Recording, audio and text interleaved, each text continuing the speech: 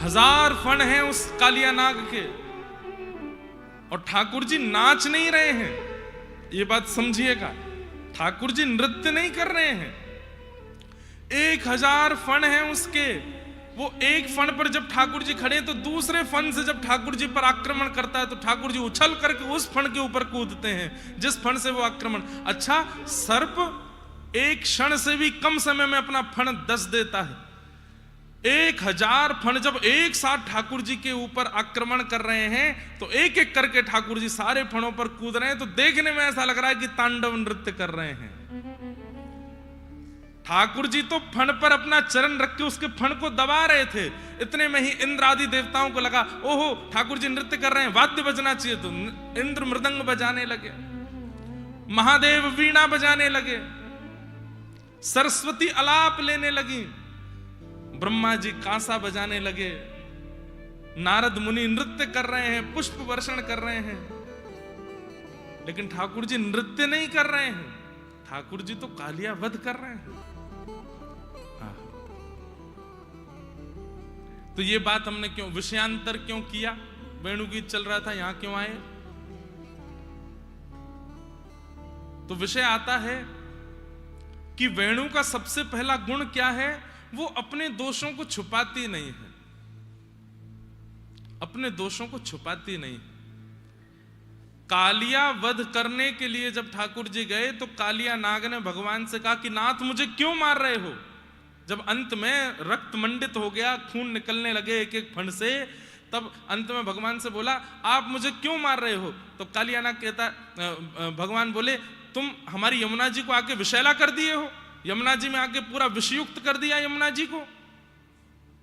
भक्ति स्वरूपा यमुना जी, वृंदावन के तट पर बहने वाली यमुना जी, उसमें कालिया नाग रहेगा, पूरे को विषयुक्त करेगा, हम तो तुमको मारेंगे।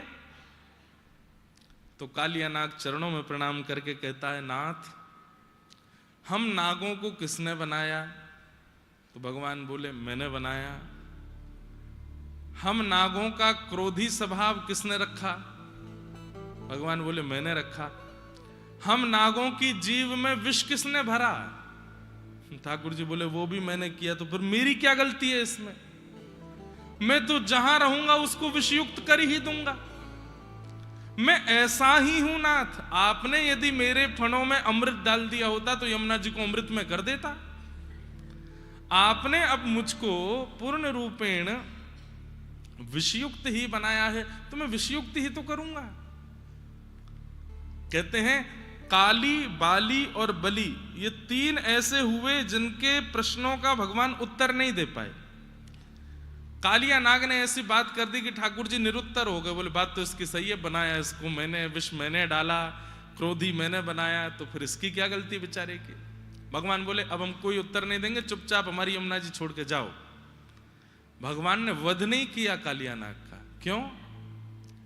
जैसा हूं वैसा प्रस्तुत कर दिया और कालिया नाग को मुक्त कर दिया। तो वेणु का सबसे पहला गुण कि वो भगवान के अधर पर बैठती है, उसका सबसे पहला गुण क्या है? अपने पोलेपन को छुपाती नहीं है, उसके अंदर छिद्र हैं। ये छेद क्या है? हमारे जीवन के दोष ही छिद्र हैं, उनको छुपाए ना, ठाकुर जी के सामने प्रस्तुत कर दो। नाथ ऐसे ही हैं हम, अब क्या करें, आप स्वीकार करो। वेणु का दूसरा गुण क्या है जिसके कारण ठाकुर जी ने उसको स्वीकार किया? वो सहनशीलता। अरे गोपियों, जब ये वंशी बांस थी तब धूप सह रही थी, ताप सह रही थी, वर्षा सह रही थी, सर्दी सह रही थी, आंधी तूफान के झोंके सह रही थी, खड़ी रही। तब एक दिन वंशी बनाने वाला आया, आकर के इसको काट देता है, काट करके इसको छील देता है, छील करके इसमें सरिया डाल के पोली कर देता है और पोली करके इसको घिसता है, इसमें खूब सारे छिद्र कर देता है। ये सब सहती रहती है, एक शब्द भी मुख से नहीं निकालती है। इतना सहने वाले को ही ठाकुर जी अपने अधर पर धारण करते हैं, जिसने सहा हो। अच्छा, सहते बंधुओं सब हैं संसार में, पर कई लोग सह करके रोते हैं, कई लोग सह करके चिल्लाते हैं, पर संसार के इन विषयों को सह करके भी जो शांत रहे, केवल हरिस्मरण करे, वही अधर पर बैठता है। वही ठाकुर जी के अधर का अधिकारी बनता है।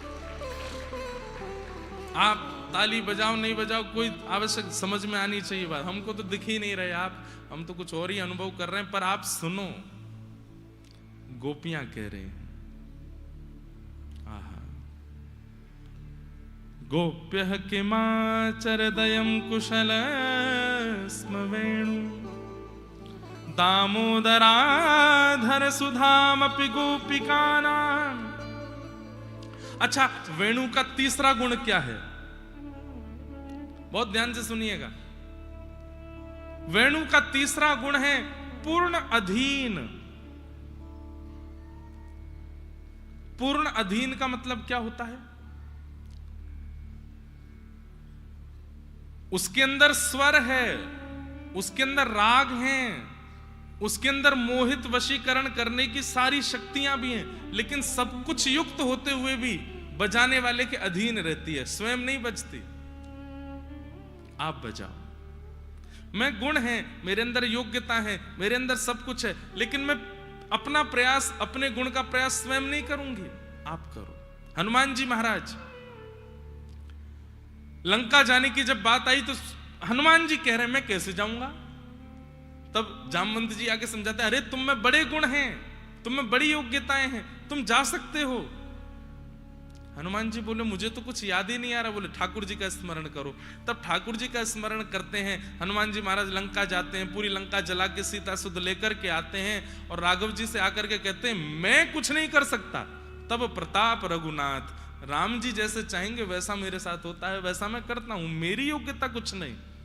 वंशी भी ऐसी है, उसके अंदर स्वर भी है, उसके अंदर आकर्षण की स्थिति भी है, उसके अंदर कई सारे राग भी हैं, लेकिन सारे गुणों से युक्त होते हुए भी वंशी स्वयं नहीं बजती है। ठाकुर जी बजाएंगे तो बजूंगी, ठाकुर जी स्वर पिरोएंगे तो गुण प्रकट करूंगी। हम लोग कैसे हैं, जो गुण नहीं है उसको भी प्रकट करते रहते हैं और अपने गुण का केवल विक्रय ही करते, बेचते हैं हम अपने गुणों को। कोई अपनी सुंदरता बेच रहा है, कोई अपना यौवन बेच रहा है, कोई अपने गायन बेच रहा है, कोई अपना पाक शास्त्र बेच रहा है, कोई किसी प्रकार, सब विक्रय कर रहे हैं हम संसार में। पर वेणु विक्रय नहीं करती, वेणु तो अधीन हो जाती है ठाकुर जी के। आप बजाओ तो बजूंगे, योग्य हूं, गुणवान हूं, लेकिन स्वयं नहीं बजूंगी, आपके अधीन हूं नाथ, आप चाहोगे तो बजूंगी।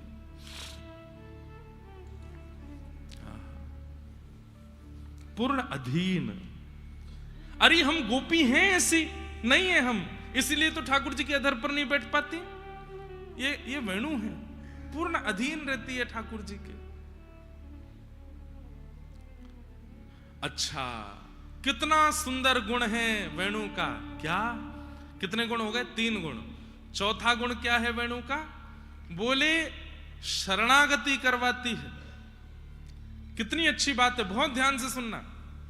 गोपियां कह रही हैं स्वर वंशी में प्रकट होता है, राग वंशी में प्रकट होता है, मोहित व्यक्ति वंशी सुनकर के ही होता है, लेकिन प्रेम वंशी से नहीं, बजाने वाले से हो जाता है। मतलब कैसी शरणागति कराती है? सबको खींचती है, सबको बुलाती है, सबको सुख देती है, लेकिन सबको सुख, आनंद, समृद्धि सब कुछ देने के बाद स्वयं गुप्त हो जाती है, बजाने वाले से मिला देती है। बोले इनके पास आओ, ये श्रेष्ठ है। ये वेणु का चौथा गुण है कि वो शरणागति कराती है। अभी हम कथा कर रहे हैं तो निश्चित है कथा सुनाने वाले के प्रति सूक्ष्म आकर्षण बन जाता है। इसमें हमारी ही गैर उपलब्धि है, इसमें हमारा ही घाटा है कि आप कथा सुन के हमसे प्रेम करने लगे या हमारे प्रति सूक्ष्म आकर्षण बनना। ये हमारे लिए बहुत घाटे की बात है। लेकिन वेणु ऐसी नहीं, इसीलिए ठाकुर जी के अधर के अधिकारी नहीं बन पा रहे। वेणु क्या करती है? सबको बुलाती है, सबको सुख देती है, सबको रस देती है, सबको आनंदित करती है, लेकिन अपनी ओर आकृष्ट नहीं करती, बजाने वाले श्याम सुंदर के चरणों में पहुंचाती है। इसलिए ठाकुर जी उसको अधर पर धारण करते। कितने लक्षण हो गए? 4। गिनते जाना। पहला, दोष युक्त होते हुए भी अपना दोष प्रकट कर देती है। दूसरा, सहनशील है, बहुत सहती है और चुप रहती है। तीसरा, पूर्ण अधीन है, गुणवान होते हुए भी स्वयं नहीं बचती, ठाकुर जी के अधीन रहती, आप चाहो तो मुझे बजाओ। और चौथा, शरणागति करवाती है,